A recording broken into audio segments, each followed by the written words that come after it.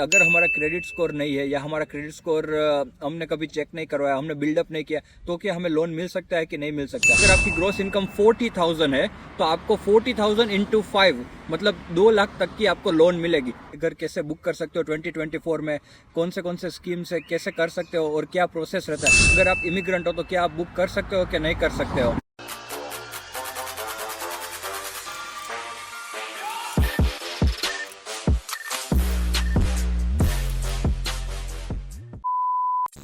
Hello guys, welcome to sugar flex channel. और आज हम बात करने वाले हैं यूके में आप घर कैसे ले सकते हो, आपका घर का सपना यूके में आप कैसे पूरा कर सकते हो।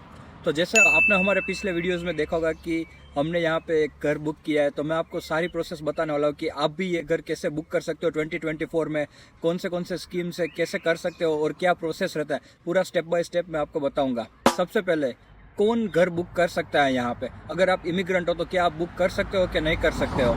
यस, आप कर सकते हो। तो जो भी यहाँ पे वर्क वीज़ा पे है वो यहाँ पे घर बुक कर सकता है। आप स्टूडेंट वीज़ा पे घर बुक नहीं कर सकते हो, पर अगर आप स्किल्ड वर्कर वीज़ा पे हो या health and care worker visa पे हो या कोई भी वर्किंग वीज़ा पे हो तो आप घर बुक कर सकते हो। उसके लिए आपको ब्रिटिश सिटीजनशिप की ज़रूरत नहीं है, आपको ILR की ज़रूरत नहीं है। तो अगर अभी आपने भी सोच लिया कि आपको घर बुक करना है तो चलिए मेरे साथ, मैं आपको सारी प्रोसेस डिटेल में समझाऊंगा ताकि आपके लिए पूरी प्रोसेस आसान हो जाए। सबसे पहले आपको ये डिसाइड करना है कि आपको कौन से लोकेशन पे घर लेना है, कौन से सिटी में, कौन से काउंटी में, कहाँ पे आपको घर लेना है।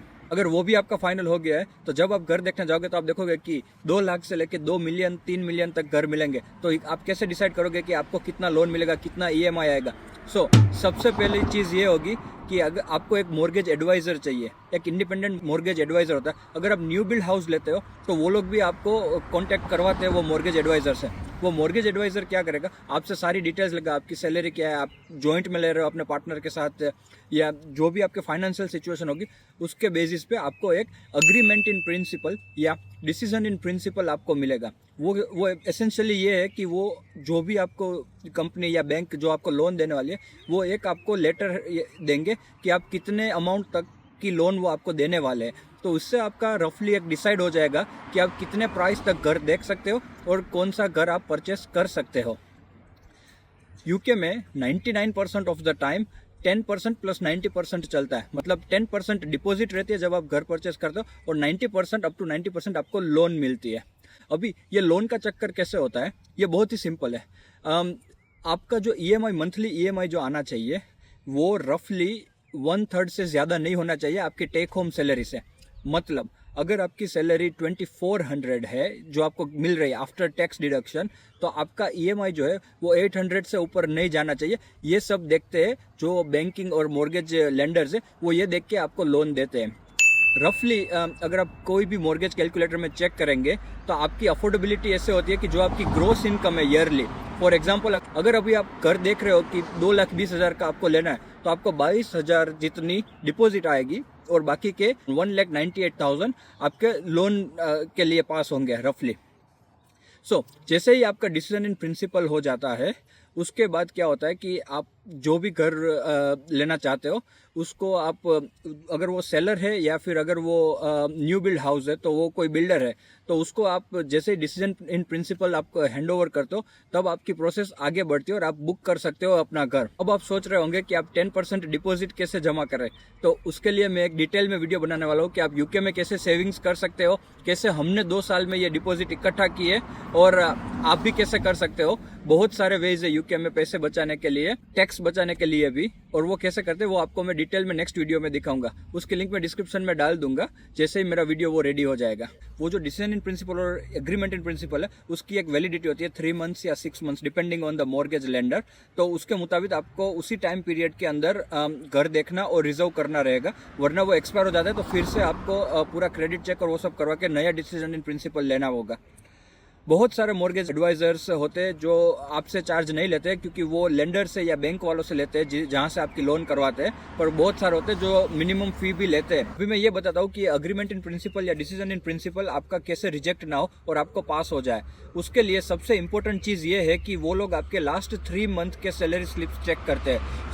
आपको एक परमानेंट जॉब होना बहुत ज़रूरी है। जिसके भी नाम से आप घर ले रहे हो उसका एक परमानेंट सेफ इनकम सोर्स होना बहुत ज़रूरी है। आप आपकी जो अफोर्डेबिलिटी है वो ये लास्ट 3 मंथ के सैलरी स्लिप में से डिसाइड होगी 90% ऑफ द टाइम। कभी कभार वो मांगते हैं आपसे ज्यादा इन्फॉर्मेशन जिसमें वो ज्यादा मंथ्स के सैलरी या ज्यादा लंबा रिकॉर्ड चेक करते हैं आपसे, पर 90% ऑफ द टाइम ये लोग ये लास्ट 3 मंथ के सैलरी स्लिप्स चेक करते हैं। तो मेक श्योर करें कि जब भी आप किसी भी लोन के लिए अप्लाई कर रहे हो घर के लिए, आपके लास्ट 3 मंथ के जो सैलरी है वो रेगुलरली आपके अकाउंट में क्रेडिट हुए हो। अभी एक सबसे बड़ा मिथ ये भी है लोगों में कि अगर हमारा क्रेडिट स्कोर नहीं है या हमारा क्रेडिट स्कोर हमने कभी चेक नहीं करवाया, हमने बिल्डअप नहीं किया, तो क्या हमें लोन मिल सकता है कि नहीं मिल सकता है? आपको फिर भी लोन मिल सकता है अगर आपका, मैंने जैसे बताया कि एक सेफ सैलरी रिकॉर्ड हो तो आपको फिर भी लोन मिल सकता है। अगर आपका क्रेडिट स्कोर आपने कभी भी चेक ना किया हो, अगर वो ज़्यादा आपने बिल्डअप भी ना किया हो, जैसे 700 या 600 जैसा, मेरा खुद का क्रेडिट स्कोर भी उतना अच्छा नहीं था, फिर भी मेरे को बहुत ही अच्छा लोन पास हो गया था। अभी मैं जो आपको प्रोसेस आगे की बताने वाला हूँ वो स्लाइटली डिफरेंट हो सकती है बिल्डर टू बिल्डर, या फिर जैसे मैंने बताया new build to old build, पर वो मोर और लेस 90 to 99% सेम ही रहती है। सारी प्रोसेस स्टेप्स तो वही रहते हैं उसमें। सो जैसे ही आपको डिसीजन इन प्रिंसिपल मिल गया, उसके बाद आप घर जो भी आपने फाइनल किया उसको आप रिजर्वेशन के प्रोसेस में डालते हो। तो वो रिजर्वेशन का प्रोसेस होता है, उस टाइम पे आपको या तो एस्टेट एजेंट या फिर आपका बिल्डर जो भी है वो आपका घर रिजर्व करता है एक टोकन अमाउंट लेके, जैसे 500 पाउंड या 1000 पाउंड, और उसके बाद सोलिसिटर इन्वॉल्व होते हैं। सो या तो आप अपने सोलिसिटर भी रख सकते हो, या फिर वो जो बिल्डर हो या एस्टेट एजेंट हो वो आपको सजेस्ट करेंगे कोई भी सोलिसिटर, तो आप उसको भी रख सकते हो। सोलिसिटर यहाँ पे क्या करते हैं कि वो मेन होते हैं जो पूरा एग्रीमेंट करवाते हैं आपका और जो भी सेलर है उसका, बिल्डर या हुसोएवर, उसके साथ वो पूरा अग्रीमेंट आपका होता है। और सोलिसिटर ही पूरी प्रोसेस करवाते हैं आपके घर लेने की।